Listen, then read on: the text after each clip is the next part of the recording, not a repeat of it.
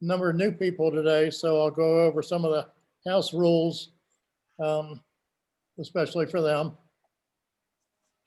The way this works is we'll have each presenter talk for about 15 minutes, present their books, talk about the contents and the process.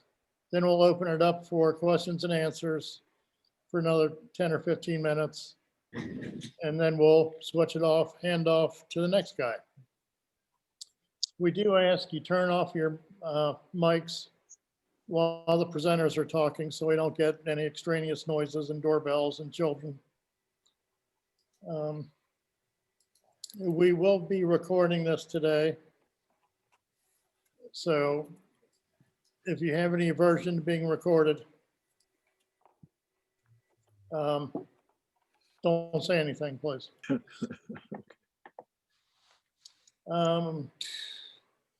I think that is it. When we get to the question and answers, feel free just to speak up. You don't have to put questions in the chat room. You can just kind of jump in and keep it lively. We're going to start off with Carole. Today, if you don't know, today we have Carole Glauber, and I see Carole, I blew it already. Carole Glauber and Harvey Stein. We're going to start with Carole on personal history. And so we're going to hand it off to Carole.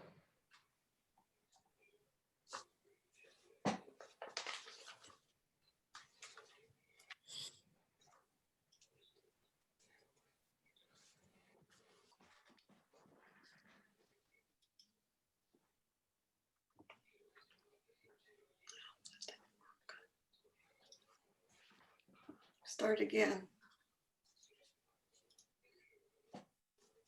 Whenever you're ready, Carole.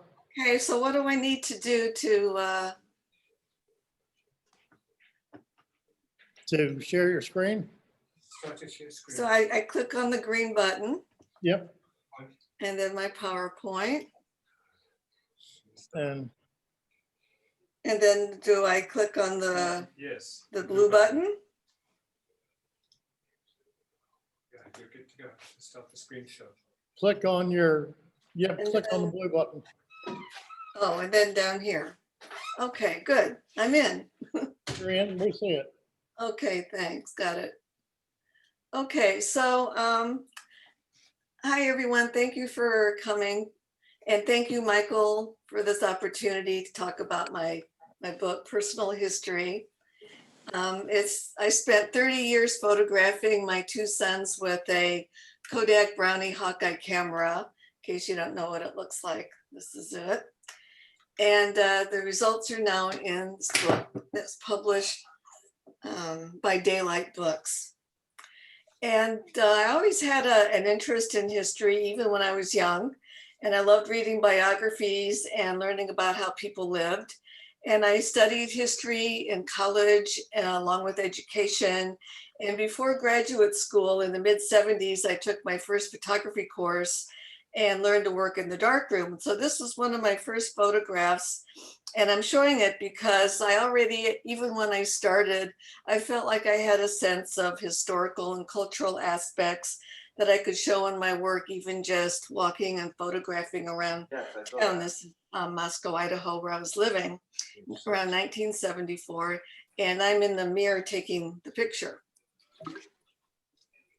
Okay, yeah, because when I spoke with Larry before Christmas, when all of this was going on, and we were trying to get, you get calmed down when you were, trying to get on a plane to go on your vacation.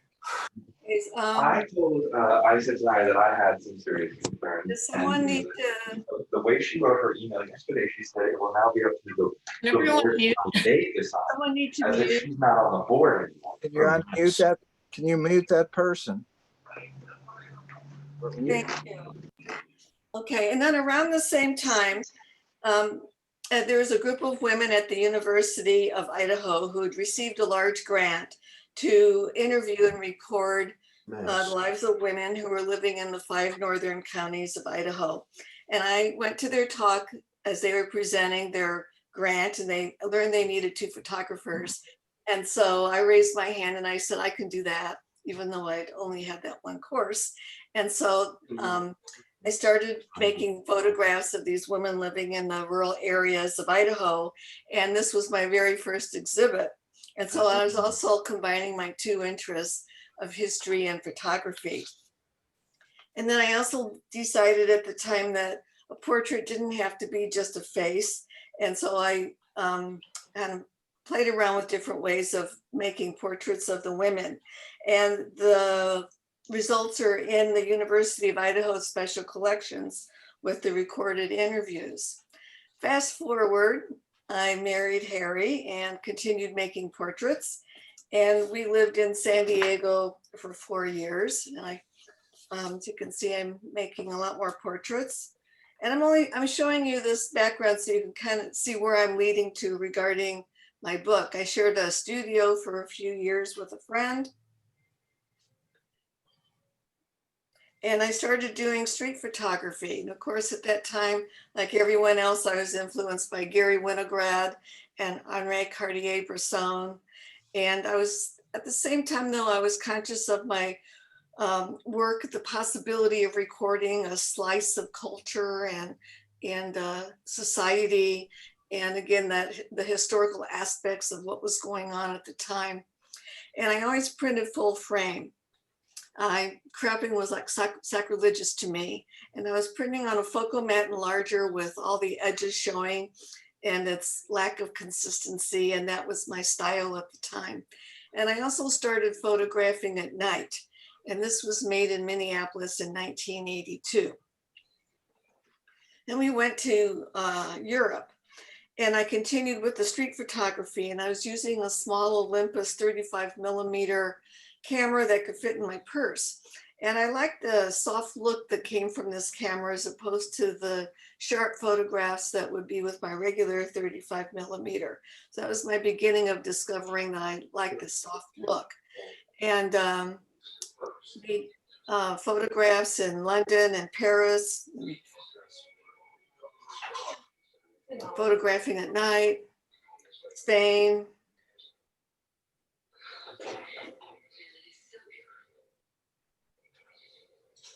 And then back in San Diego, there's a group that wanted to interview people who had come to America through Ellis Island, and they asked me to make their portraits. So again, I was happy to have this opportunity to combine my two interests of history and photography. And I forgot to mention just now that I also taught history for a number of years in high school. So I was a history teacher. So, and while I was a history teacher, I started a photography club. So I was always kind of moving these two things into my life at the same time. So these are some of the portraits from the project where I was photographing people through Ellis Island. Then while I was in San Diego, I was also a docent at the Museum of Photographic Arts, which had recently opened. And I created a system for cataloging their permanent collection, something I had also never done. And I started learning history of photography and how to identify early photographic processes. Then in 1986, my son Ben was born. And with that, this is Ben with his grandfather in Seattle. We were visiting, and you know, when you have a child for the first time, that brings a lot of unexpected changes in your life, especially for a photographer, because now I was pushing a stroller and not doing street photography anymore because I was always keeping an eye on the baby, of course, and no longer photographing at night either. And then we moved. So in the fall of 1987, we moved to Portland, Oregon, and Ben had just had his first birthday. And so that was more changes for me. In Portland, I knew one person who lived not that close to me.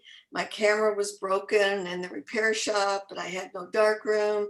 There was no Museum of Photographic Arts, and I'm home with a 1-year-old. And so I was feeling a little lost about what to do next.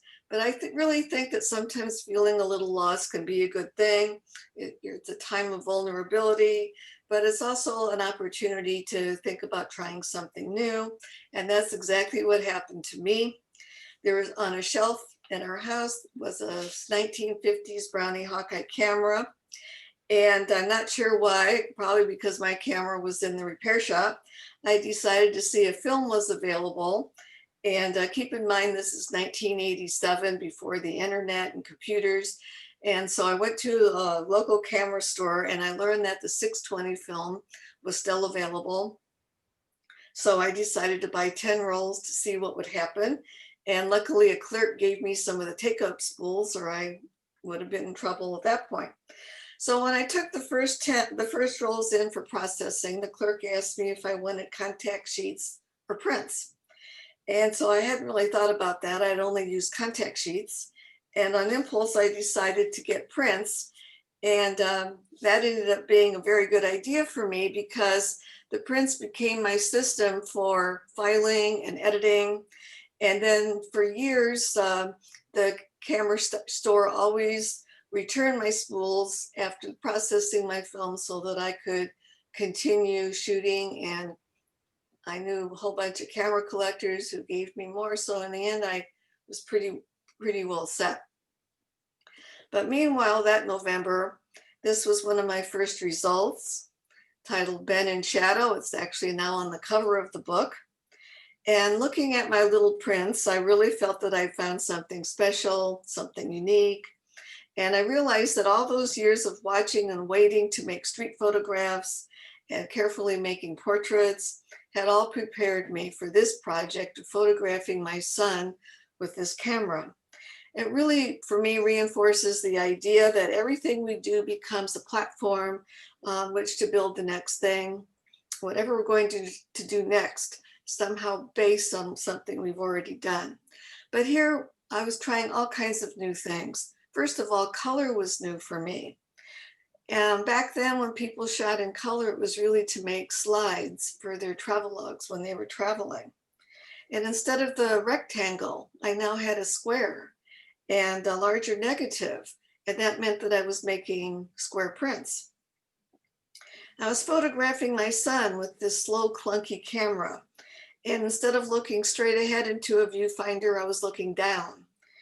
And everything was reversed. And it was this little tiny viewfinder. Here's the camera. It's this little tiny viewfinder here, and I'm looking down into it. And everything's reversed and it's plasticky and it's not easy. And then after every exposure, I had to wind the film forward with the little knob on the side until I saw the number in the back. Here's the back of the camera with the number, where you would see the number. And then I used roll film instead of film canisters, and the film spools needed to be returned to me so I could continue. And then winding the film at the end of the roll and reloading the camera took time.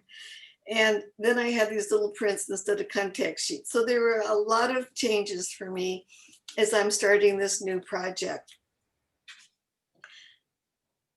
Now, one time I decided that Ben could take a picture too. So I put him on the floor, put the camera in front of him, showed him where to push a button, and I laid down on the floor and told him to push the button, and he made this portrait of me. So at that point, I decided that this was really a collaboration between Ben and me. And so we continued making pictures, and you'll watch as you see my pictures tonight, you'll watch as they mature from being youngsters into young men.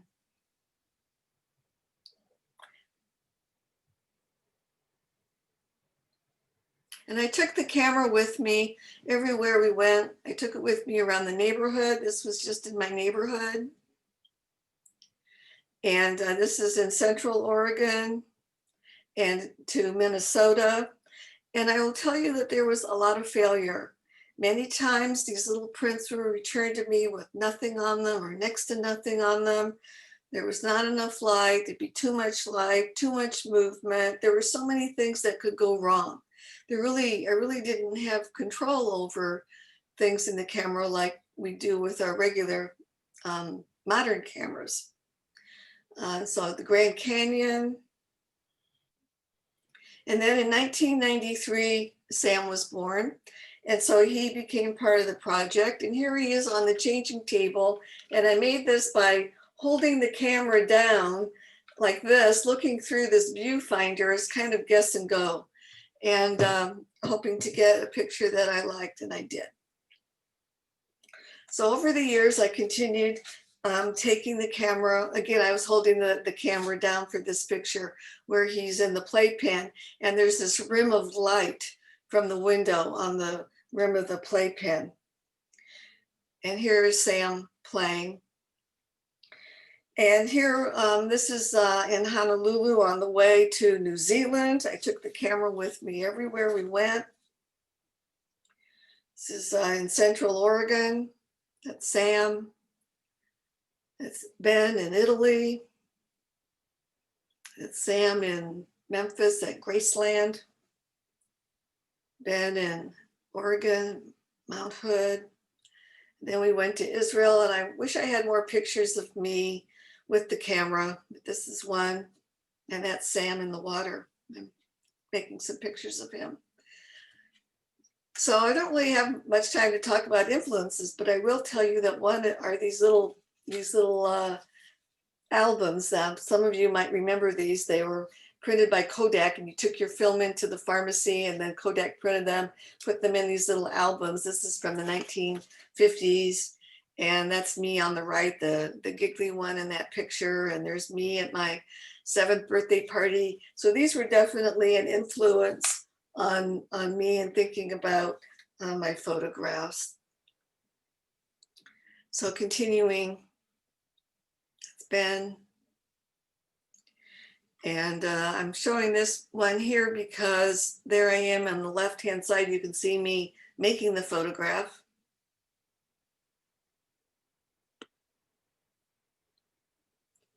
And then there was the challenge of photographing them at the same time.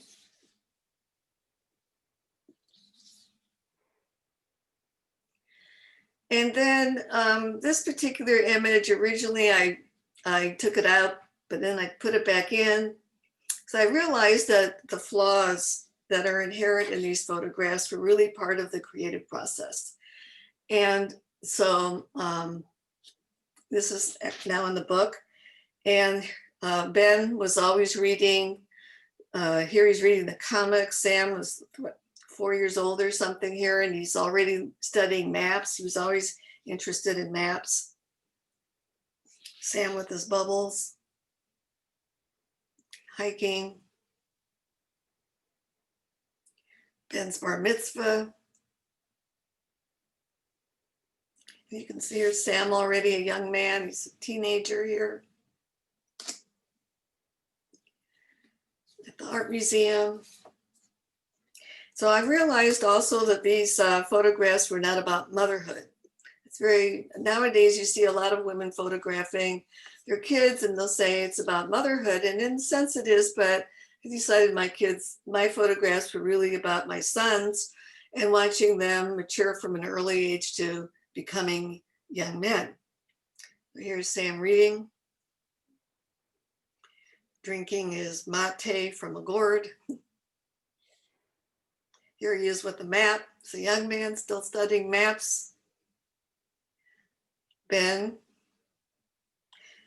So I was always kind of thinking about this feeling of emotion, intimacy was important to me in these photographs. You can see they're growing up. I'm showing you maybe half of the pictures that are in the book. Here he is on his wedding day and at his wedding. Here's the book cover. So for many years, I wanted to make a book of the photographs, but I never acted on it. And Daylight Books approached me, Michael Itkoff, and I decided in the end, after I talked to some people and thought about it, I decided to publish with them. So Personal History has 60 photographs spanning 30 years. I think it's the right amount for this book.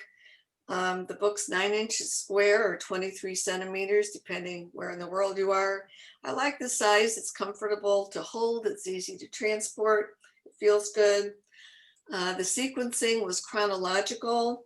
Here I am looking at the proofs.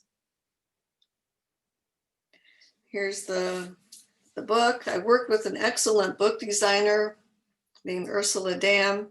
And when you open the book, you encounter a wonderful essay by photographer Eleanor Carucci. And I think she really captured the essence of what I was doing. And personal history contains some unique elements. Usually when people are in photographs, they don't have a voice.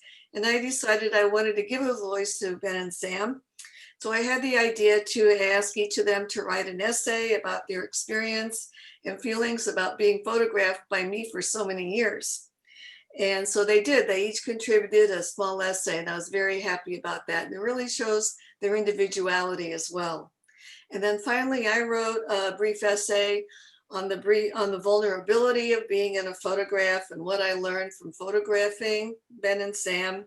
And then a few years ago, I started writing haikus about my photographs. The haiku is a form of Japanese poetry based on nature with a very strict form.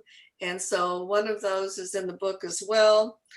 Dreams of soft twilight, you have been for us as eyes upon our journey. And this is where I'm going to stop. Thank you. And if you would like to contact me, we're all readily available nowadays. Thank you so much. Hey, thank you, Carol. So we'll open Thank it up you. for questions. Let's see, how do I? You go up to the top, I think, and exit. Oh, right. I need to move this out of the way and stop share. Right, Okay, I did it. here we go. So anybody with a question for Carol? Yeah, I do. Carol, Hi. hi. Thank you. When you started taking the photos of your sons, were you intending for it to be a project? Or was it just like No. your family albums? No, I always say I started making these photographs, but I never planned to. No, it just became a project. And then after I started doing it for a little while, I decided I was doing something that I needed to continue. I think it was after I saw the first photographs, I thought, oh, I'm going to keep on doing this and see what happens. And then time went by. Yes, it does. How Yeah. did your sons react over the decades? I think they were just so used to always seeing me with a camera, and they were kids and they didn't really care so much. I think when they saw it as a book, then it really hit them that it was going to be something in the public. And that's when I thought it was good to ask them to talk about themselves. A friend of mine looked at it and she said, wow, you gave them the last word. And I thought that's a good way to look at it. And so they really like the book, both of them do. But like I said, they just always saw me with that camera. So it was like part of the background. Do they photograph as well? My younger son photographed for a while, but he doesn't right now. So no, neither one of them do. I noticed that at the photos you made later the composition seemed to be more controlled, and whereas at the beginning, you had to cut off people in the corners and things like that. And I'm wondering, and that's not bad. I'm not saying that. I'm wondering if that was because the early ones you were learning to use the camera with the little viewfinder, like you said, and so you weren't quite sure what you were really getting in the frame. That's a good observation. A couple of things there. I think one is that when they got older, they stood still. And then also, I seem to have better light sometimes. In Oregon, it's rainy a lot. Mm-hmm. And then I think when I was in situations that I had better light, then it was also a little different situation. And yeah, just different. Well, I guess I went on, they just sort of pictures changed a little bit too. Well, you mentioned your early photographs had flaws and things like that, and I think that was very that's very attractive about those. You know, I like those type of flaws. You know, you had a lot of you had some sun flare, you know, that type of thing, and I think that makes the images more realistic, more personal. Thanks, I like it too. In fact, I've figured out how to do that with my digital camera. I'm making flawed photos with my digital. Well, I can make them all the time. So When was the last photograph taken? Carol? My son's wedding in Oh. 2016, Okay, and the first one was 82 or 87. 87? Okay, Yeah. good. How many images did you have to edit from? I mean, did you have like 100 and some pictures and you got it down to half, or what kind of relationship? I'm not sure. Pardon? Kind of went through them with those little prints Ah. and I already had stacks that I liked. And then I thought, well, this is an opportunity to look at all of them all over again and with a fresh eye. So I don't really know how many I had altogether. I never counted. Would you say it would be like you had double the amount? Oh, yeah. Yeah, at least. Okay. Was the book created from the prints or from the negatives? The negatives were all scanned. Thank you, Carole. I really enjoyed your book. It was I love the journey you presented. I have a question. How you did your publishing? You did self-publishing, or did you found a company who published the book for you? And Daylight Books published it. they're paid for the publishing, or you had to upfront the money, or Well, I think nowadays it becomes a collaboration between the photographer and the publisher. and then how you sell them to bookstores or to online, or how you this is. Well, normally it would be in bookstores.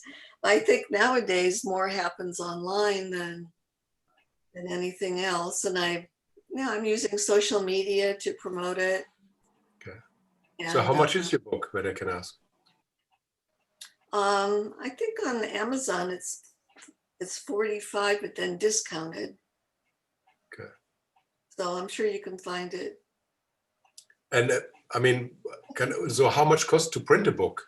I mean, you double the price for the sale, or how people calculate? Well, yeah, I'm not sure exactly what it all cost in the end to print. But there's a whole, working with Daylight Books, there's people who work with Daylight Books, the book designer, the people who do the promotion. They have a marketing person, distributor. So there are a lot of advantages to working with a company rather than self-publishing. Is there a minimum they have to print, or to give you an idea, or to see how it sells? I think it's 1,200 books. It's they don't do huge runs in art photography books. Okay. Right. Thank you. Very nice. There's a question in the chat. How large are the photos in the book? Well, the book itself is 9 inches square. And there's white space around the photos. I know it's not good to hold up a book on here, but it gives you some idea of how it looks.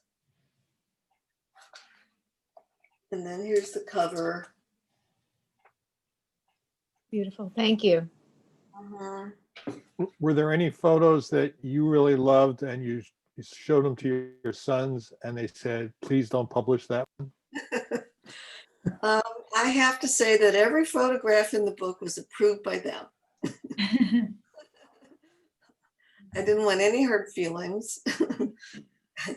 And, but I was always pretty careful about what I photographed. I wasn't one of these moms who photographed them in distress. And I don't know, I didn't really have too many photographs that they objected to. There were a few. So it wasn't too hard in that way. In my experience, hi, I'm Jenny. Photographing, I don't have kids, but my nieces and nephews and my friends' children, as they got older, even though I was always shooting them, they became really not into it. Did you run into that with your kids?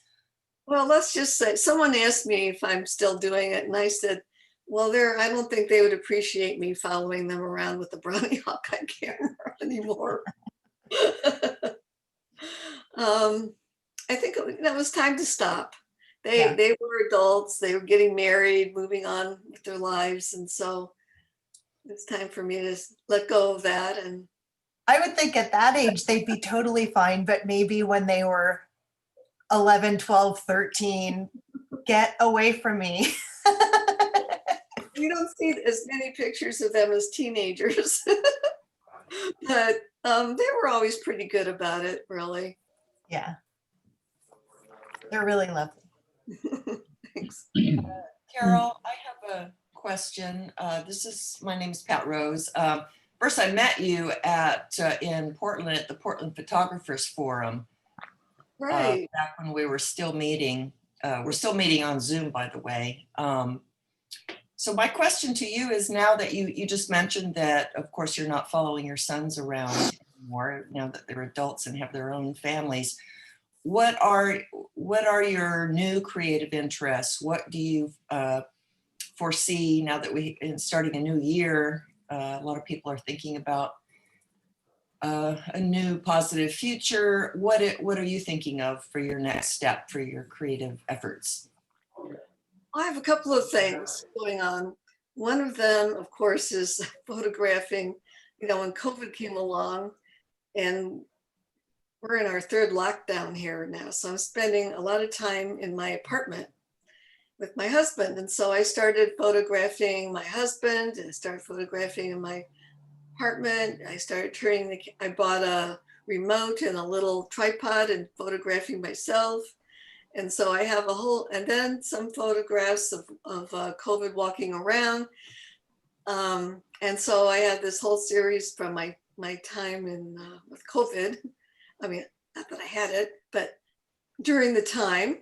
And then I also have another series that's right now titled Looking Wide. And it's me looking at large landscapes, and most of them have people in it, but the people are very tiny. So it's sort of like the reverse of what I was doing when I was looking close with my kids with this little camera. Now I'm looking at a big picture with tinier people and what's going on in that kind of a landscape. So two things like that. That's wonderful. Thanks, Carole, and look forward to seeing you at one of the upcoming PPF meetings. Thank you. Okay. Well, this is Keith. I was curious, your early work, fairly straightforward in terms of what you used to shoot, how you shot street photography, portraits, documentary work. And then the work with the Brownie, there seems to be a pretty big aesthetic shift in what you looked at and what you saw and how you presented the world. And then you make this shift to the Brownie. Can you speak to any kind of, not just the camera being in the repair shop, but anything personal that made that aesthetic shift happen? Well, I think the aesthetic shift is largely from the camera, whatever lighting circumstances I was in, and discovering something new, and that I liked it. And I wanted to do more of that. And like I said, I always had an interest in history, and everything that I did, I always thought about how would that look years from now. So photographing my sons was my own form of making art history. And doing street photography, you're always sort of waiting for the right moment to snap the picture.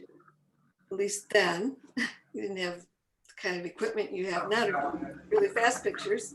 But I was always kind of waiting for the right moment and looking for things, or doing portraits of people. Again, you're moving them around and trying to get things to be just right, and what is, thinking about what the result will be. And so these pictures of my kids with the brownie Hawkeye, for me, was sort of the culmination of all of that. And plus the using this little plastic camera that produced something I had no idea what was going to happen. Like I say, I took the film in and came back and I went, oh, this is really interesting. I think I'll do it some more.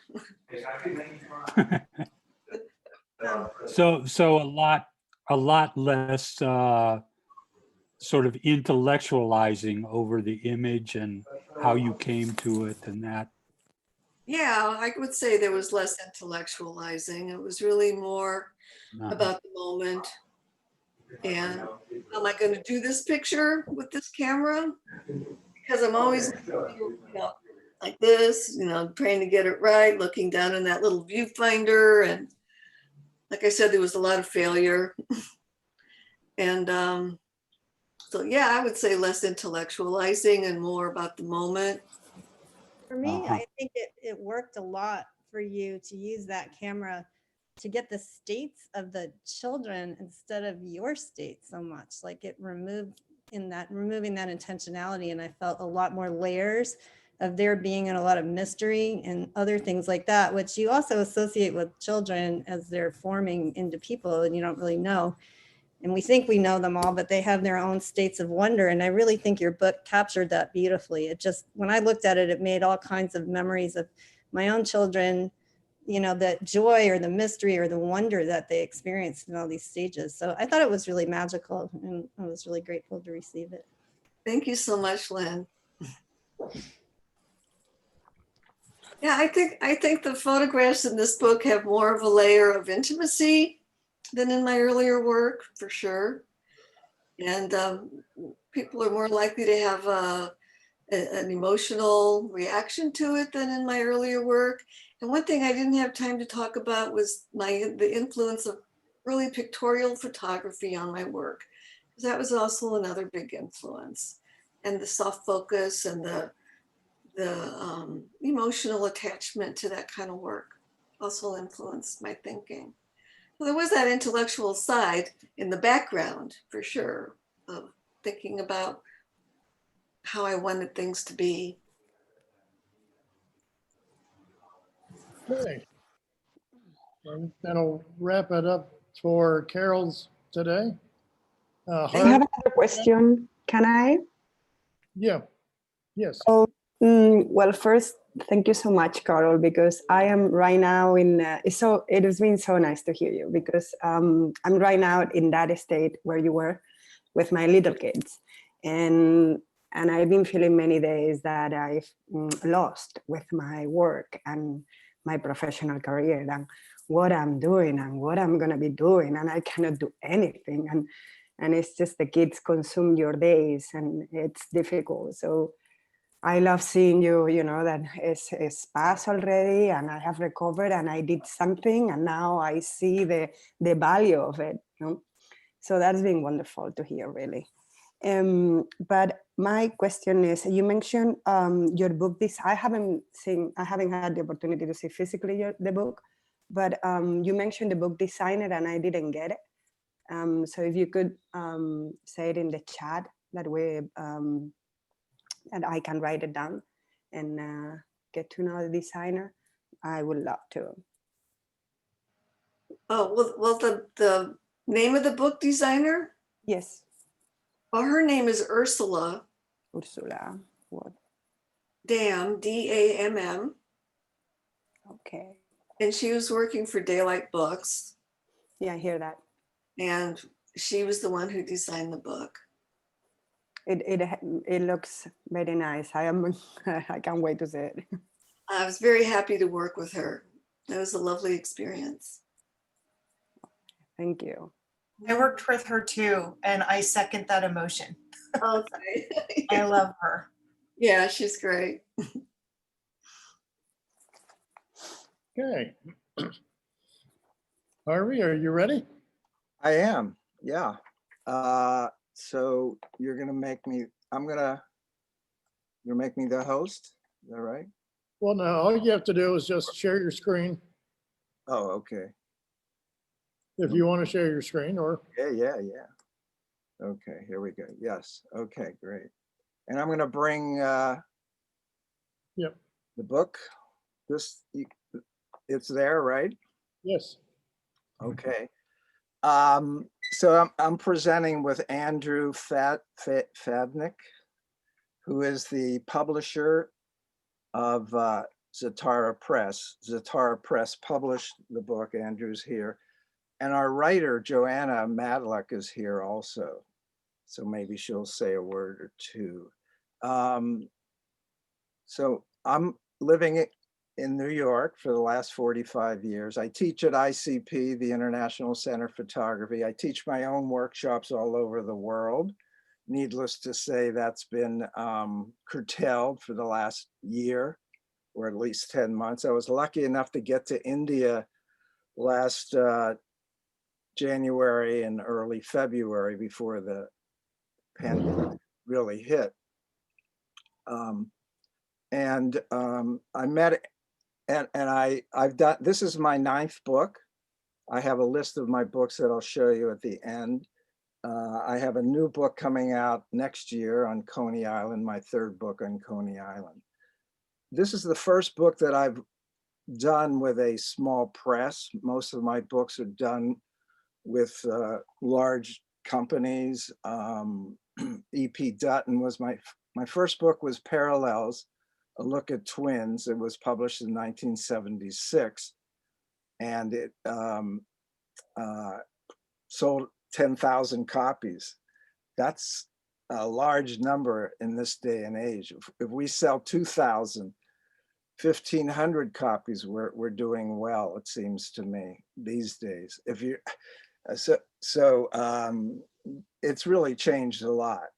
I am a street photographer, but I've done a lot of work in the studio also. My first 2 books were more indoors than outdoors, were more environmental portraits. My second book is called Artists Observed, and that was photographs of famous artists like Warhol, Rauschenberg, George Segal in their studios. So it was all indoors, but mostly I'm known as a street photographer. I use Leicas. I still have my M4. I'm shooting with an M4 and M6. I shoot digitally, but I don't like digital photography at all. But I have to do it because I'm a teacher. I've taught at many universities in the New York, mostly in the New York area, RIT in Rochester, the new school here in New York, Parsons, et cetera, et cetera. I love teaching, and I teach classes. I'm teaching in about 10 days a class on how to get your photo book published. I've taught this course at ICP for many years, and this will be a new course that I'm doing with Bob Patterson, who is the owner and publisher of Street Photography magazine. So if you're interested, I think I know a lot about book publishing. So I'll go into this book, Then and There, Mardi Gras, 1979. That's the title. Here's the book. It's 7 inches by 9 inches approximately. There's 88 pages, 47 photographs. It sells for $40. 400, probably less than 400 copies were done. And Andrew could talk about that a little bit. Andrew designed the book. So we worked in collaboration totally. I met Andrew at a photo fair at the, not the Javits Center, at the pier on West 55th Street in New York City.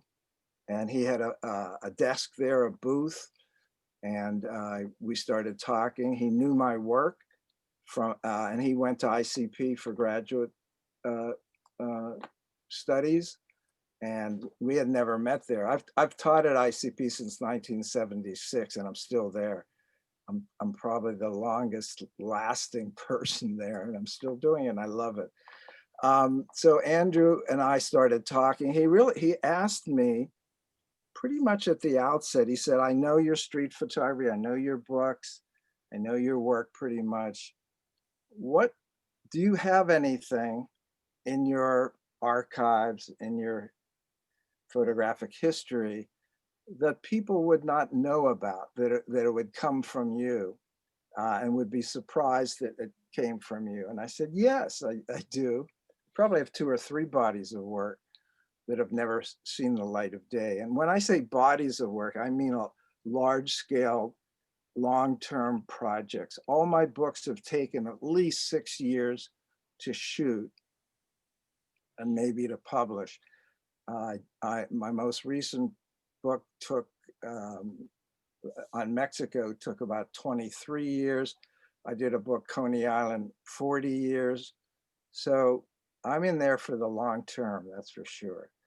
So I told Andrew that I have these SX70 photographs that I took in around 1979, 1980. I wasn't sure, I had to research that and go back to my files, but that I have just sitting in my drawer in a box, and I've always thought about doing something with it, but I've never shown it or never did anything with it. So he said, he said he'd like to see it. Andrew's in Richmond, and he came up to New York and looked at the work. It turned out I had about 65, 70 SX70s from the year of 1979. And he liked them a lot and said he'd like to do a book. So I thought he was crazy. I didn't see this as a book at all. I'm gonna go to the next image. Oh, wait a minute, let's see. Here's the context, okay. They should, okay. So this is the front and back cover, enlarged. Okay, it's there, right? Okay. And we worked on it for about 1.5 years. I'm going to show you just about 14 photographs. There's what, 47 photographs, maybe 15 photographs. The cover, I came up with the title. Andrew came up with the design. We selected this photograph as the cover, and in retrospect, I probably wouldn't have selected it because it's, it's a little offensive. I don't know, is it or is it not? And I was certainly worried about that in this day and age of Me Too. And so it is what it is. But this is, again, that era. I had a friend that went there this year, and he said they still do that. They still call this out. Women still take off their shirts. So I don't know. I have not gotten any pushback on it. And what Andrew did was take this photograph and make a cover out of it and a back cover out of it. So I don't know if you can see the whole thing. Yeah. So you notice that the face is painted, and the colors of Mardi Gras are purple, yellow, and green. And Andrew on the left side on the back cover, added those stripes. He added the gold. This is gold leaf hand applied. The photographs in the front and back are hand tipped. So it's all done by hand.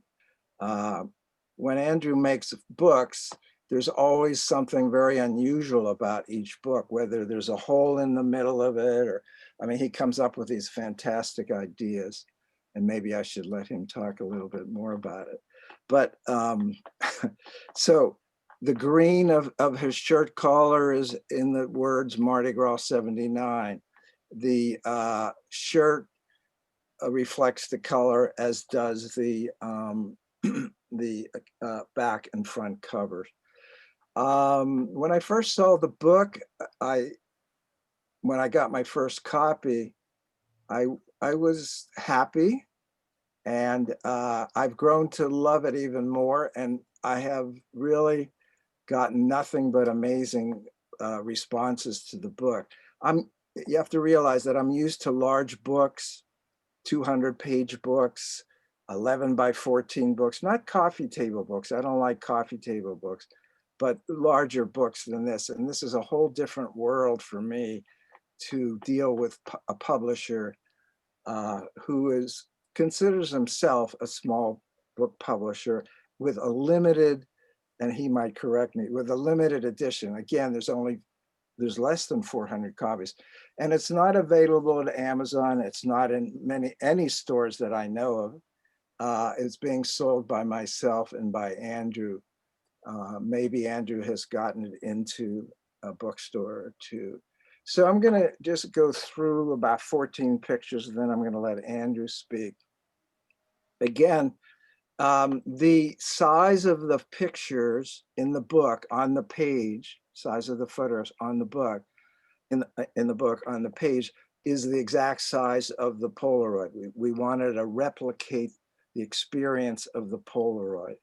And most pages, most spreads have only one image. Usually the image is on the right. Occasionally it's on the left. Occasionally we have photographs on each the left hand side and the right hand side of the spread. So I'll discuss my shooting a little bit. I went to the Mardi Gras, I think in 79, 80, 81, and I went with some friends. I went with Bruce Gilden, who was a friend. I went with who you might know of. He's quite a famous photographer. I went with Charles, oh my gosh, Charles Gatewood, a fabulous photographer, no longer with us. Very important photographer and well known in the 70s and 80s. And we hung out together and we shot. And I, during the day, would shoot with my M4s, do my normal street photography the way I do it. By the way, when I do street photography, I am close up. I talk to my subjects, and I don't pose them, but I don't shoot them candidly. I don't photograph candidly on the street. I approach people, I talk to them, I might move them around a little bit. And that's been my style probably since day one. It's a sort of Diane Arbus-y, Paul Strand way of shooting on the street. And it's fairly unusual for street photographers to do that. Most street photographers are candid. And I just don't like the idea of being candid. I want them to acknowledge my presence as much as I'm acknowledging theirs. So I usually get into discussions with them. So that way of shooting led beautifully in the use of the SX70 camera. I have the camera here. I will show it to you maybe when I stop showing these, if you're not aware of them. I got 2 or 3 of them in the 70s. I took one of them to New Orleans and started and with the idea of photographing with it, but not during the day. So all these photographs are taken at twilight. When I put away or put aside my M4s, I had 2 M4s at the time with me. I put them aside. It was getting dark. I'm using film, 100 ISO. So it's a little dark with the use of the film cameras. And I just started shooting therefore with the SX70. I had flash bars that I put onto the top of the camera and use flash at twilight. So I'm illuminating them pretty normally or brilliantly, and letting the background go dark without the background disappearing.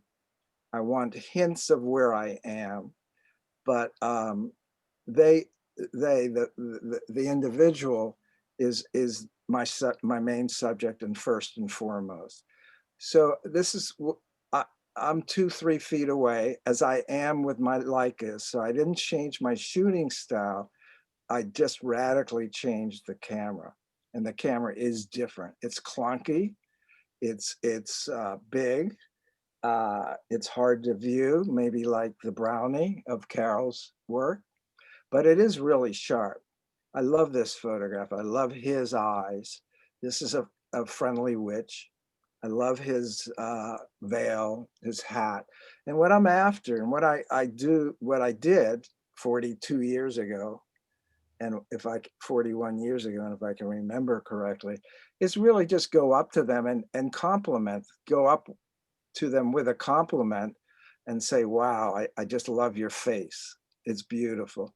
I'm attracted to subjects on the street with my other cameras or with this, who are probably unusual, who I can't be, who I wouldn't have the gumption or the creativity or the nerve to become. So with these people, I can go as a photographer to Burning Man or to Mardi Gras, but I wouldn't go like this. I would go as myself. I would like to transform myself maybe sometimes more, but I guess that's not in the cards for me. So there's the flash. You can see the flash. Sometimes it's annoying and it doesn't work out as well, but I like that, those little spotlights in the glasses.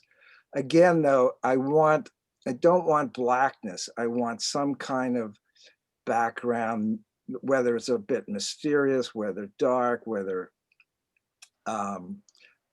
not that important, but to give us a little, at least a sense, not of where we are necessarily, but a sense, I guess, a sense of place. And really, I'm keying into their faces and their creativity and their masks, if these are masks. A lot of it is hand painted. And so I would talk to them about it. And the other thing I would do is I would shoot, and immediately an image, a print, is spit out. It's about 3.5 by 4 inches, but in the image size, and a little bigger than that with the print. There's a white border around the print. And we show that in the book. I mean, you can see the white border around this. And I would show them the photograph if they had time, if they would give me time. Often they didn't. They were busy, or they were walking, or they were going to a parade or something. But I would share it with them and even give them one and ask, sometimes if I didn't like what I got, can we do another one? And we would collaborate. And I like that. I do that collaboration with my film cameras also. I want to be more a part of the scene, not in it, but a part of it, than just candidly shooting. So I'm intrigued by the faces, their creativity, the transformations that they make. If I had more time, I would have interviewed each person. I'm doing that now. I'm shooting now. It's interesting. I'm shooting with my iPhone camera. I have an iPhone 11. I've had a 7, a 9, now an 11. And I go up to people on the street the same way. That's my new Polaroid. That's my new SX70. And I didn't realize that until I really got the book done. And I'm writing stories now about my photographs. So if you go to my Instagram feed, you'll see my images of people and I'm writing stories about them. I would have loved to have written stories about these people, but I didn't think of it at the time and they probably wouldn't have given me that access. Now on the street with the COVID, I do approach people, I do talk to them. I'm probably 5.5 feet away from them, maybe not 6. I don't get as close, but we have time on the street now to talk, it seems to me. So, oh wow, she's in there twice, I think. Okay. Again, you can see the flashlight, the little catch light in the center of the eye. There's 5 flashes, I think, to the bar, and then you have to change it. There's 10 images per roll. I'd say 7 of them come out, and two are funky or broken or streaked, or if you don't keep your rollers clean, there's problems. So it was a clunky, slow, for immediate images, it would take probably more than a minute for it to develop, maybe 2-3 minutes to really see it. So you really had to wait around. It wasn't as immediate as Polaroid would like to think, or they advertised. This is one I haven't shown much. I like him. And I think this might be the last one. So I'm showing you, again, there's 47 images in the book. Andrew took the photographs. Oh, this is the last one. Here's the only one with a really black background. And I like her so much that I put her in. I think it's a she. Sometimes I couldn't tell. And so maybe I should just be quiet. So the other thing I'm amazed about is how the photographs retain their beauty. The Polaroid image is can be really beautiful, bright and vivid and sharp, as you can see. And I have these in a file drawer right next to my computer, in this file drawer, and in a box, as I said, and they've just retained their liveliness. They tend to their dyes. I don't know the process. I never cared about the process, but their dyes, and often the blue skies would go magenta and go green, or and the colors would fade. These didn't fade. This image, maybe there's a little fading in the top, in the sky there. That you can see that the top left is a little different coloration. Andrew took these and then scanned them and worked on them a little bit. Maybe he can talk about that. Okay, Andrew, can I give you the floor? Yeah, whenever you want me to, Oh, Harvey. Yeah. you're there. Okay, go ahead. Yeah. Yeah, we made this book then and there, Mardi Gras. I met Harvey at APAD.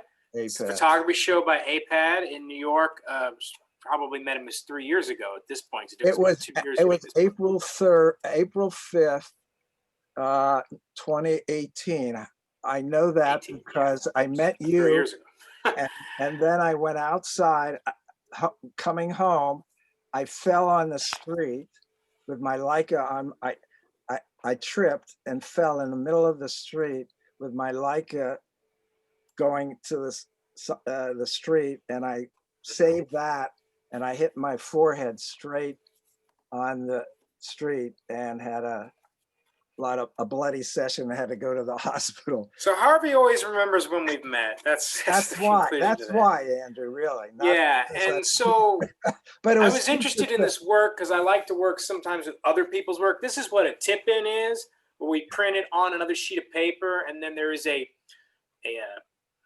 coating on top of an aqueous coating, or this matte coating, and then it's debossed and then glued in by hand, along with this piece, which is a spine paper. It's called a Star Dream paper that we then had this silk screened, and then on the back it's a book about its time and place.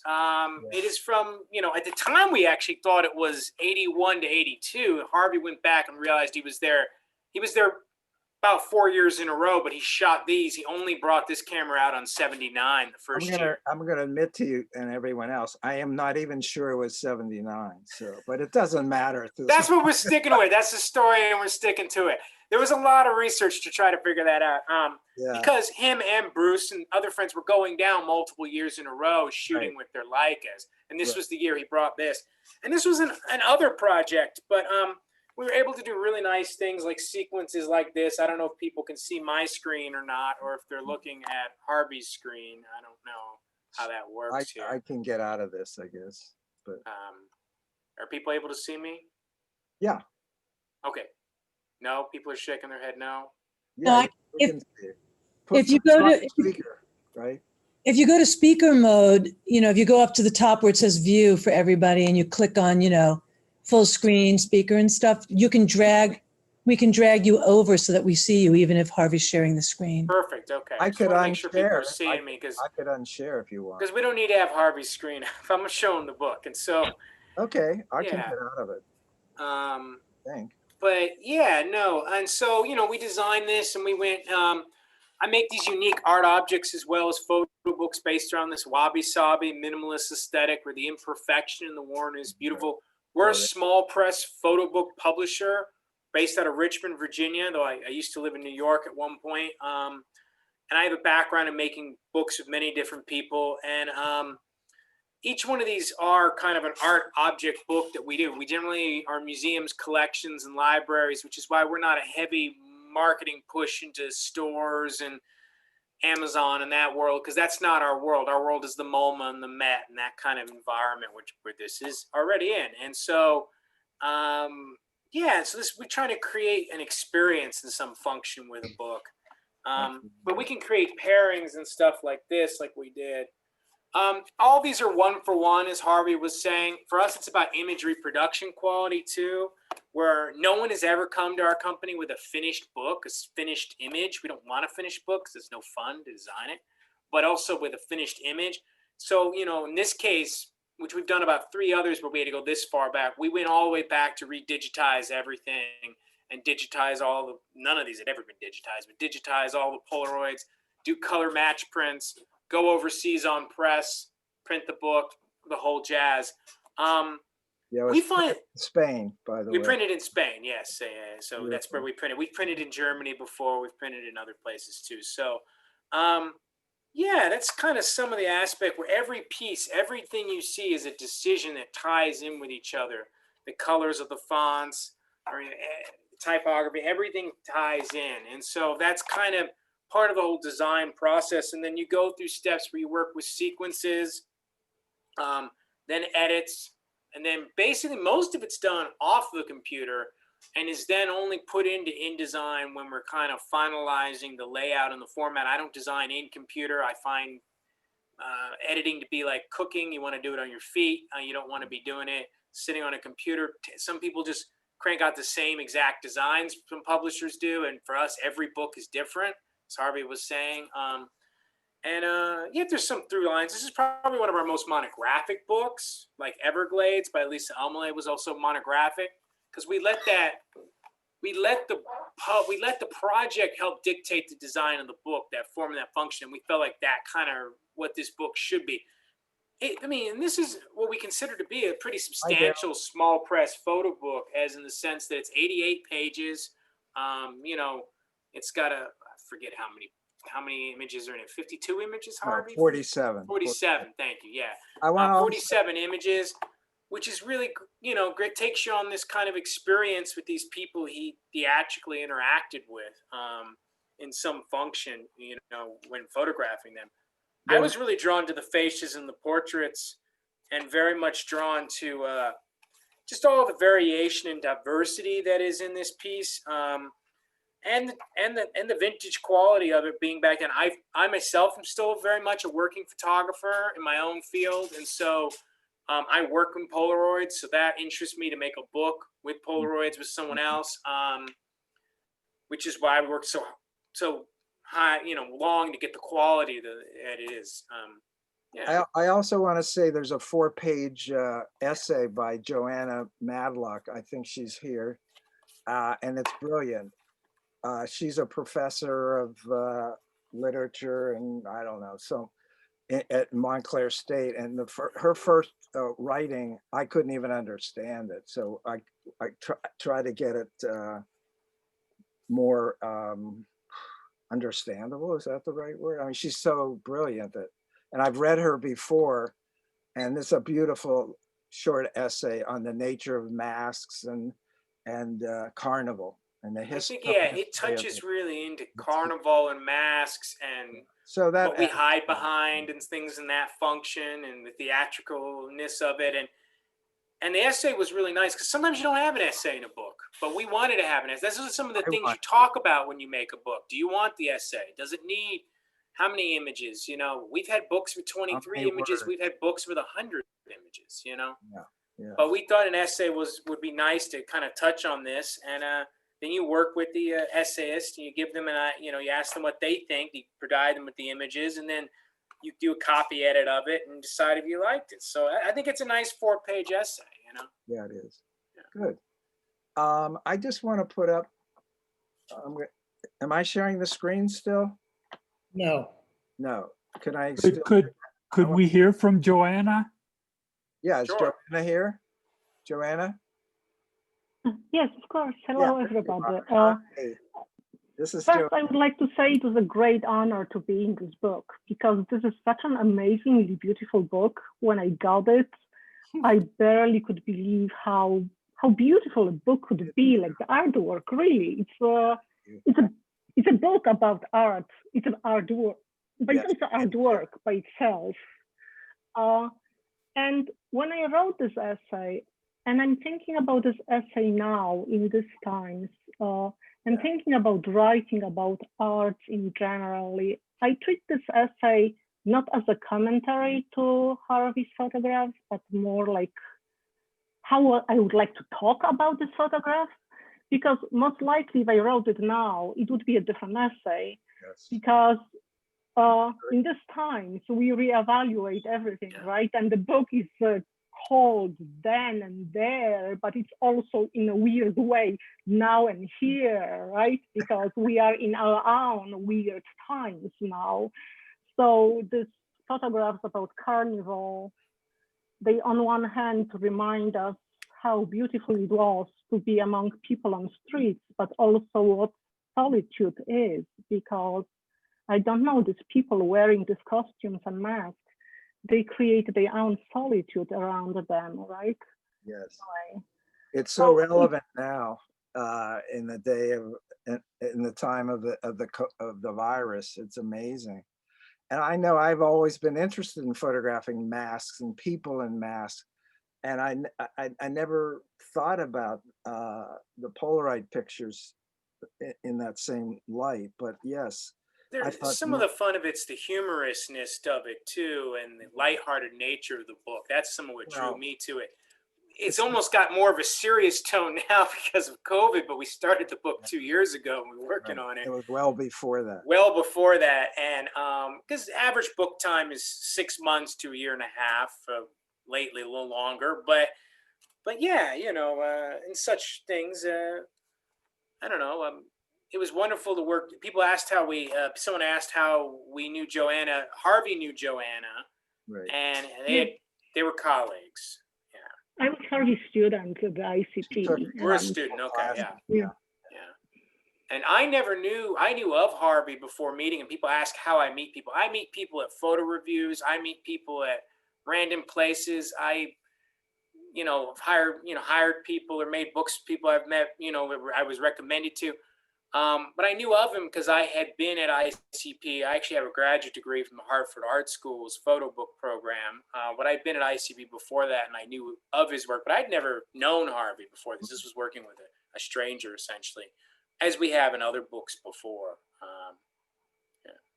Does anyone have any fun questions? Any questions? Anything? No? Great. I have a question. Or Hey, First, Bryce. hey, Andrew.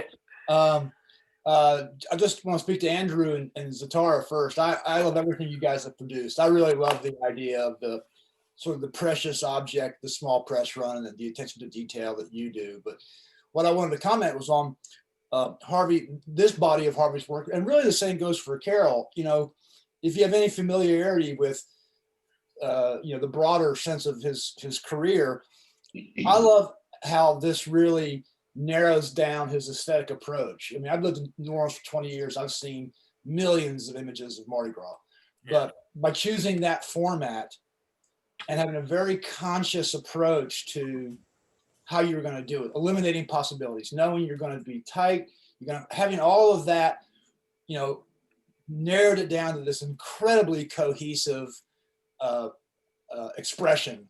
And really, Carole's use of the Brownie was the same way. You stick with that same camera for over 20 years of her kids growing up, and she had other cameras to choose from. But to realize, to have that consistency of a voice makes both of these books, I think, so interesting to me, is that commitment to a language, and what a joy to see that as a different way that Harvey has expressed, you know, his craft. You know, the thing that I teach this class on how to get a photo book published, and we talk to publishers in the class, and the thing that ruins most proposals is that the work is all over the place, that there's not a central theme.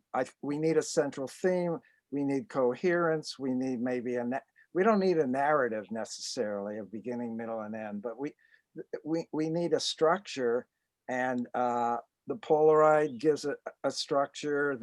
My M4 21 millimeter, that's all I shoot with, is a 21.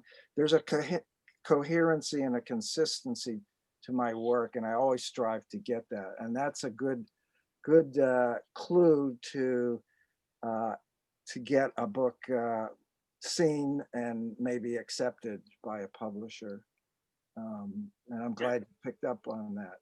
The book is very consistent. I mean, I did, my first book was portraits of identical twins, one after another, side by side, shoulder to shoulder in an environment. And I worked from birth to death. So I shot 155 sets of twins, and I worried about, and in the book, there's about, I think, half of that number. And I worried about, is it boring? Is it just reiterating the same shot over and over?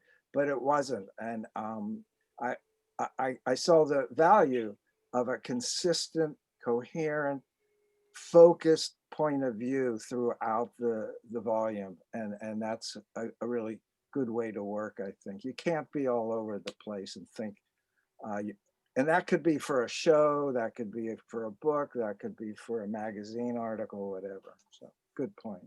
Thank you. Hey, Harvey? Yeah, hi, Lou. Hey, can you speak to how creating books fits in with your process? You know, you've hung shows in galleries. Yeah. You publish books. Right. And I remember I took your book publishing class at the New School. I think that's when we first met. Right. And I remember you joking, sort of half joking, that the only thing that sells worse than photography books is poetry books. So it's obviously not it's not a profit making. That's completely correct. Right. Yeah. So, you know, my goal from day one was to do long-term projects. My first project was the identical twin book and project, 6 years in the 70s, from 72 to 77. The book came out in 78. My goal has always been to do long-term projects and hopefully turn them into a book. I don't care if the book sells or not. I feel that, I mean, I would like it to sell, and certainly Andrew would too. Every publisher would. I always say, if it sells one copy, I'll be happy. Then it sells one copy, I want more, of course, you know. It's a great way to control your work. and to get it out and for it to last for years and years and years. My Coney Island book of 2011, it's still out there. It's still selling. I still get some royalties from it. So I've always thought about long-term, getting involved with my subject matter, getting to know my subject matter, becoming an expert in that subject, whether it's my neighborhood, whether it's Coney Island, whether it's India, whether it's Mexico that I just did a book on, my book just before this, Italy I did a book on, and living there and being there. And one of my secrets, quote unquote, is keep going back to the same place and keep shooting. And that same place could be once a year for 3 weeks. And that's what I did with Mexico. That's what I did with Italy. I'm shooting now during COVID, my neighborhood. I live on the Upper West Side. I never shot here. I'm very excited now about, for the last 10 months, I've been shooting on the Upper West Side, people in masks, approaching them and talking to them. And it's like a whole new world right under my nose. So for my practice, books are perfect because I want lots of photographs on a theme that are connected, and it works for me. Now, whether it does for other people, I don't know. But yeah, I hope that answers your question. Okay. So I have a question. Since these are Polaroids, why have you disguised, why aren't you showing the Polaroid framing? Oh, so that blew out on his screen when screen sharing. It very much so. The whole frame is being shown. If you see on, it's pretty hard. Very much so. Now there's all little variations in the frames too, because we left all that, the originality of how they aged. So that's to do with technical stuff. Zoom. Sorry. Yeah, I thought it showed, but maybe it didn't. No, it blew out on it. That was very important to us. To leave that. It's very important to us. And the size of the book is in the ratio of the size of the Polaroid, right? This is the same aspect ratio of the Polaroid, and that was intentional. I didn't reinvent the wheel with that part of the design. I'll admit that's been done before with photo books. Andrew is an amazing designer besides publisher, and he is meticulous. He wouldn't let me get away with anything, He was really, and he really knows his stuff, and he blew me away, and he was great to work with. And if you have a project, bug him.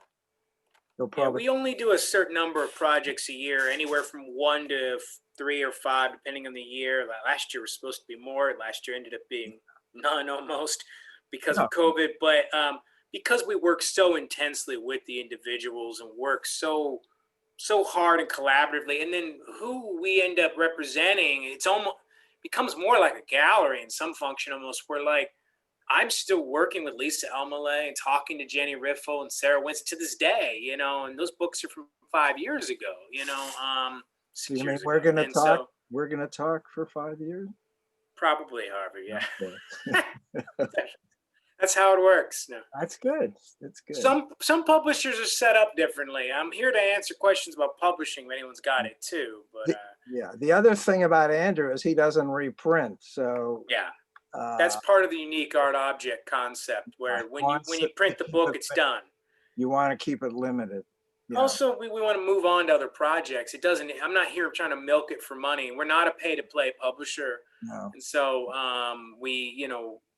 it's about making this beautiful thing and letting it out into the world and then moving on to the next one. Because to reprint a book's almost the same amount of effort to make a book the first time. That's surprising. Question. May I? Sure. Hi. So I was going to ask, that is interesting that it's a one-time publication, that it's not as though if it's crazy successful, it's not as though here you would make another one.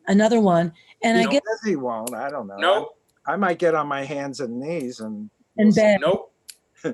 And then my other question, I guess it's to Andrew, is that regarding the choice of projects, are they, because I haven't looked at your catalog, but are they driven by certain things that you are specifically interested in? Is it driven by the artist, or, you know, what motivates you to then publish someone's work? Yeah, that's a good question. It's what I'm interested in as kind of curating a catalog. And so each project does handle different subjects. We have a project about aging, which was Robert Lyons' Pictures from the Next Day, environment and Everglades, and health and the young health and individual like that, which is Sarah Winston. So they were each subjects or things or projects that spoke to me and that I wanted to then devote years of my life working on with the individual. I do look at who the person is too. You know, that is kind of part of it. It's not just the quality of the work, but it is about a project or about something or something that interests me. Yeah. Because we don't just print everything that comes in through the door, not by any stretch of the imagination, which is why this is our 13th title. And we vary the designs and like the layouts of each one to that project. So, you know, I thought Carbon County with John Sanderson, who talked here last June, was a project we did. Maybe some of you guys saw that. And, you know, that drew to me because of the documentary nature of his interaction with the people and the landscape in this overlooked area that people fly over in their car, in their airplane. And there's usually some personal connection too. Like I've actually ironically never been to Mardi Gras, but I have been to Carnival in 2 different cities in Europe, coincidentally. It's an accident. But yeah, you know, so it's just what draws me to it.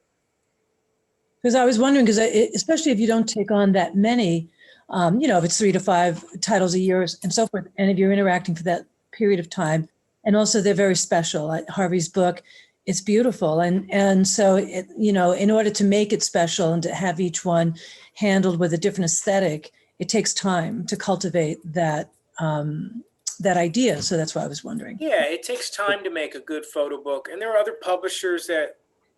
SEPA editions used to be one, and Dewey Lewis, and a lot more of the European publishers. We sell in Europe at Polycopies during Paris Photo. We sell at a lot of the major book fairs, usually none of which exist or happening anymore because of COVID. But there are a lot of people kind of working. There is a sub-world of small press publishing that works in this aesthetic, the same as me. Of the bigger ones, Radius would be the biggest of that in this aesthetic, this design. Because it's really easy just to cover bound a paper wrap a book and PUR glue it and make a photo book, and the point is to make a book that people will enjoy and love and have all these other layers to it.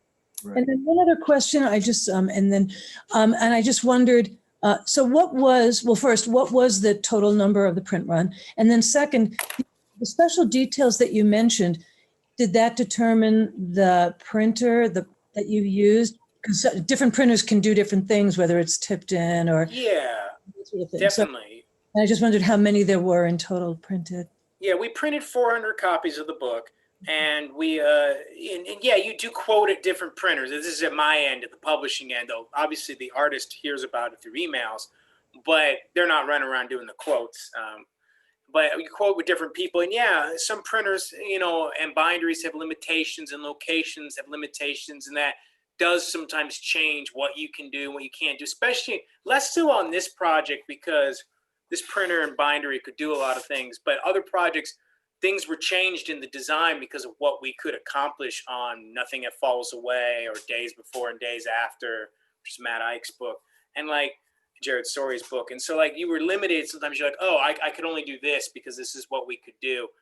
There's much more limitations if you work in America and the United States, where we printed about 75% of our books in the United States and bound them here. We've done about 25% overseas. I work on other projects, other people and other companies too. But yeah, that changes those decision-making processes too. So, yeah. Thank you. Thanks. Sure. Good job, Harvey. Thank you. Good to see you. I would like to put up, I'm going to take the screen over again. Can I do that, Michael, for a minute? Yep, for a minute. Okay. And I have, am I up there? Not yet. Okay. So now it's there, right? Okay. So this is the list of books I've published. This is my email if you're interested. If you have any questions or you're interested in a class to buy the book, you could contact the publisher. You can contact Andrew. You can contact me. We're both selling it. And I'm impressed by your AOL email. say that again. I'm impressed that you still have an Oh, AOL. yeah. You know, I tried to get rid of it, but they don't allow you to get rid of, I mean, I'd lose my address book, so I still have it. So, and they're not that bad. Okay, that's what I wanted. I mean, if you want to take a screenshot of it, and Andrew, I didn't put your link on there. You can go to Google for Zatara Press. I right? dropped it into the chat box for people, and there's a coupon code in there as well if people are interested. So yeah, feel free to look at the chat box, which is also a great way to ask questions if people. Yeah, are there any questions in the chat box? We answered one or two. Okay, good. All right. I was also curious, and maybe this is too personal, I don't know, you can refuse to answer. I just wondered, Harvey or Andrew, do you decide on the essay also based on whether they require payment or not? I assume most essayists are paid something for their time, or no? I don't like to pay for that, of course, because it usually comes out of the artist's pocket. There's a limit, so I mean, that depends on the project too. So. I've bartered. I've had friends write. I had what's her name? Barrett. What's Barrett's first name? She won a National Book Award, and she wrote as a friend. She wrote an essay for me, but I've paid too, and it's a negotiation. But usually the publisher does not pay for that, so it is the author's responsibility. That's not necessarily true with all small press publishers. And in the past, we've paid all of our essayists, like Anne McCrae Sullivan in Everglades, and other essayists we've had in other books. And so, and sometimes you're paying in like kind in books, which have a value. Sometimes you're paying in money in books. Sometimes the essayist is a friend. Harvey arranged the essay, so that's kind of why it was set up this way. Other times I'm doing the arranging of the essay or going through it, and the artist is not as, let's say, involved with that function, or they are, but I'm handling all that go-between. Yeah. Thank you. Yeah, it's really an individual situation for each book. Yeah. Okay. Any other questions? Yeah, I have a question for Andrew. This is Yvette. I'm not familiar with all of your publications. Are all the photo books solely the photo, or do you do any photo narrative publications? What do you define by photo narrative? Most photo books involve both text and image.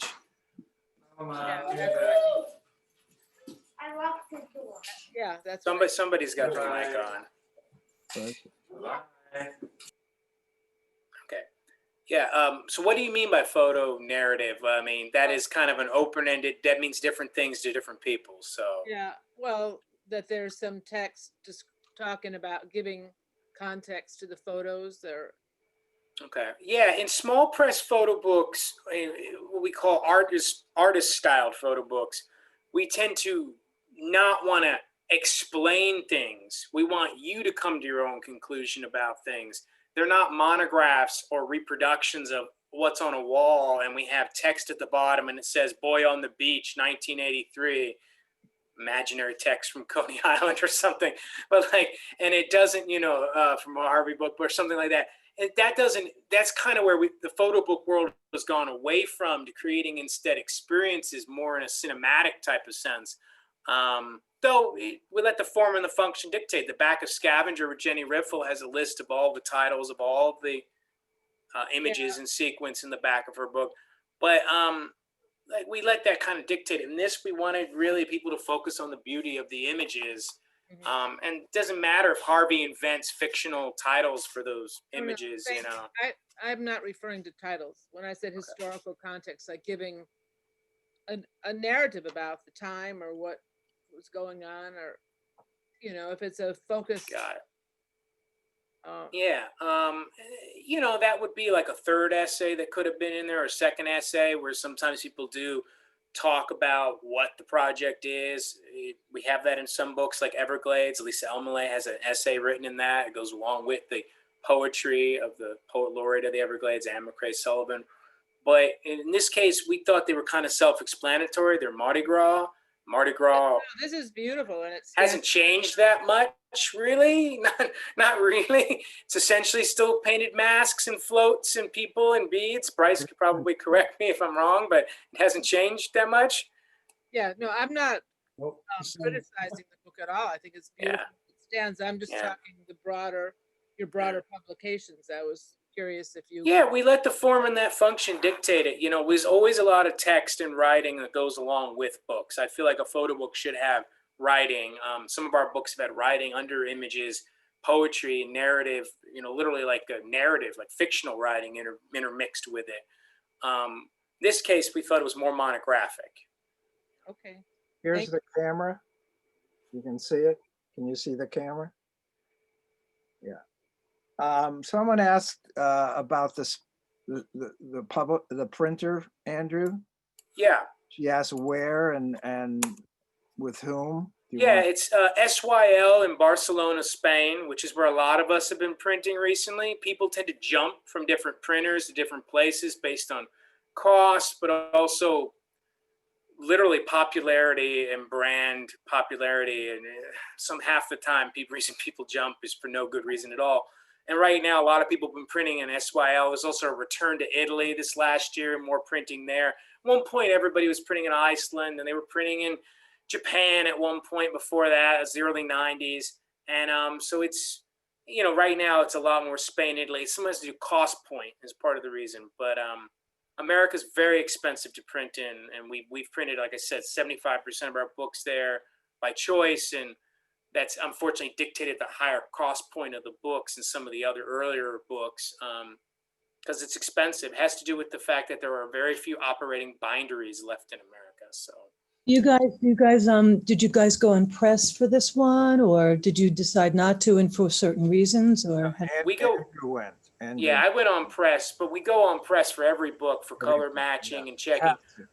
You really should, or sends. If you can't go as the artist, you should send your production manager or your publisher to go. Right. In this case, Harvey couldn't go. He was in India, I think, you're just coming back from India. I was in India. Yeah. Yeah, you were in India, and that was why he didn't come, or else he probably would have flown out to Barcelona, knowing Harvey. But absolutely, yeah. So, and most of the time, almost all of our artists were on press if they could fit it into their schedule. Sometimes the press schedule means they couldn't make it, and it's just me there doing color matching. And Andrew's happy to pay for all that, so. I don't know if you're playing or not, but that's funny. I'm kidding. I'm kidding. Depends on the book. Depends on the book. Oh, now you tell me. Well, we don't mean to babble on indefinitely here. I don't really know how long this is, Michael. I was going to say, we can wrap this up. Okay. I do, if you go to the Southeast Center website and the BookTalk page, there are links to both Carole's book and to Harvey's book and the respective places to purchase. But Andrew did stick a coupon code in there for shipping, which you might want to do. Great. Thank you so much. February 20th, we have Ann Berry, who many of you know. She's fabulous. She's fabulous. I just juried a show for All About Photo, and 80 fabulous portfolios, and I picked her as the winner, and she's great. So and she's going to talk about primates and working with 21st editions. Wow, good.